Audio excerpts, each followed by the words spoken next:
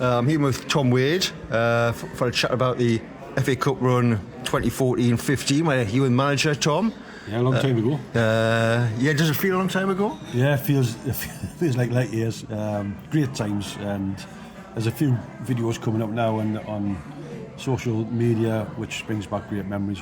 So it's great times. Yeah. So we'll just start at the beginning. The first qualifying round, we were drawn away to Darlington, who were playing at Bishop Auckland at the time, weren't they? Yeah, I was there. And so, what were your anticipations of going into that? Was that going to be a tough game? Did you think we were going to eventually win that through a replay? Well, to be honest, they were the form side in the area. They had just went through all the leagues. They were top of the league when we played them. Martin Greer played his mind games as he always does. Had a couple of phone calls in before the game and all that, and he was, seeing they were struggling and blah blah blah. All right. He's like Martin, so he's a very good manager. I think they were expecting a tough game. Great crowd. There was Loughlin Blythe there, and it was a lovely pitch. Bishop Auckland just had a brand new pitch built. Yes. And it was a good atmosphere, but they battered her. Absolutely battered her. Jeffries was outstanding throughout the game. Keeper brilliant. 1-0 down, and Wearmouth came on and scored for the equaliser. So it was a game where we should have been dead and buried, and they played outstandingly well, and we probably battled hard. We had a very young side at the time.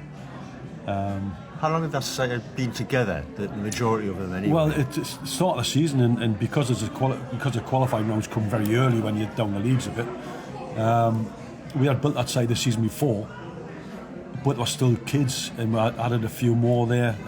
Michael Richardson came in,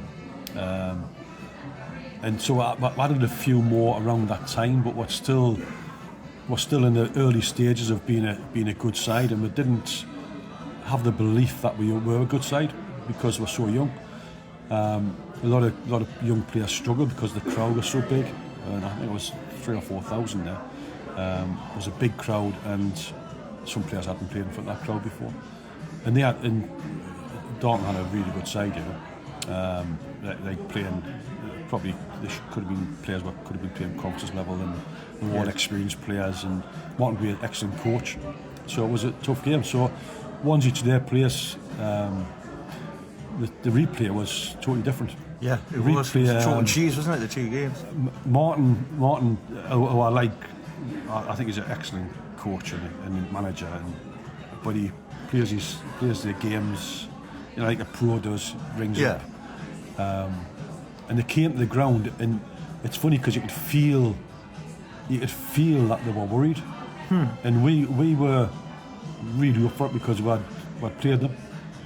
After the game, we got out of jail, which something that happens in cup games, and the players sat down, and we weren't overexcited about things at the times, and we just sat down and had a debrief after every game. And I said to the players, "How do you think?" And he said, we understand what we're against now. So it was a good test for us. When we would come on the Tuesday night, you could tell that they were up for the game. You could tell they were ready. And like I say, I had a lot of young players who didn't understand how good they were. And the replay, we absolutely battered them. And it ended up 3-0, didn't it? 3-0. Robbie Deal was unplayable. Nipper was starting to believe in himself at that time. But you got to imagine a lot of these kids come up with second division alliance football. A lot of kids those two are good examples, aren't they? Yeah, you've got Alex Nicholson was a top player, but just came out of football and wasn't really getting back into what he was like. But he had an unbelievable game, and Buddle and Hutchinson, all these players who are just young lads, grew up. And Darlington was a big scalp for us because excellent side and top manager, top club. And they had come down the leagues and went through all the leagues and were starting to get momentum back. Yeah. And they were top of our league at the time.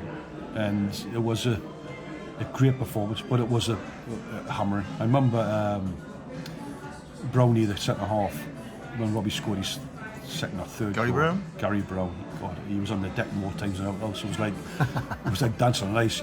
Robbie turned him 3 or 4 times for the goal, So Robbie Deal, when he was on his game, well, he was on his game all the time for us at that time. But the players just fed off him, and it was a superb game. And Martin Gray was just said after the game, he absolutely battered him. But their chance was the home game. After that, it was our game. So it was a decent crowd. It wasn't a massive crowd, but players played well, came off, and I think that was the belief we needed to kick on for that season. So you say that. I mean, did you think at this really early point that we might have a bit of an FA Cup run? No, I know it was miles off the third round proper, but as I'll maybe touch on later, Tom, when did you begin to think this is quite special? Well, to be honest, when I took over, it was tough because we didn't have any money at the club and we had to go down the youth level. So I had a lot of young players, and with young players you get 2 good games, 3 bad games, 1 good game, 3 bad games, and then 3 good games. You just don't know what you're getting off each player. So there's always a point in your career as a manager and with teams that you find that this is the time, This is the turning point from being kids to adults, really. And a lot of them turned the corner at that game because it was such a big scalp in the way we played. So you thought, well, for the future, we've got a good future at the club. Obviously not a cup run, but we've got a good future. Yeah. And if we keep holding this group of players and add to it, we've got a cracking chance. Supporters were on board by that time. The club just felt like one club, and the cup run keeps you going. But the league, we're playing well in the league at the time as well. So it was the turning point for the players to have that self-belief. So quickly before we finish this section, you mentioned Robbie Taylor scored one of the goals. Dan McGuire scored 2. Yes. And went on a very good cup run, obviously. Yeah, well, Nipper and Robbie are very unique because you've got to let them play. You cannot be worried about them tracking back. You can't be worried about the defensive side. Give them a few tasks and that's it. A lot of people in the end of their, well, not the end of their career, but when they've got a bit older, will try to put them in rabbit hole them in certain positions and give them tasks to do. They don't need that. Just let them play. If you let them 2 play on the game, there was nobody to touch them, Yeah, they were very exciting to watch as a sort of a fan. I was media manager at the time. As a supporter, they were so exciting. You didn't know what was going to happen next to those 2. Yeah, they played together so well, didn't they, as a duo? And what they did was we had 3 up front. We played with top 3, and we would let them do anything.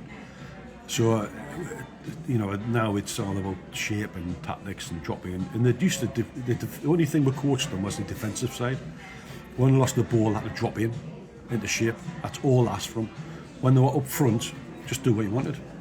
And we had Robbie playing centre, we had Nipper playing on the right, Michael Richardson playing on the right, playing centre, or we had Rivers, Aaron William, and all these sort of players. We just let them cross over whenever, but making sure they both we didn't have 2 up front at the same time through the middle, or 2 or left or right, as long as they kept the shape and just dropped back in defensive shape from there. But our best asset was going forward, which is what we did.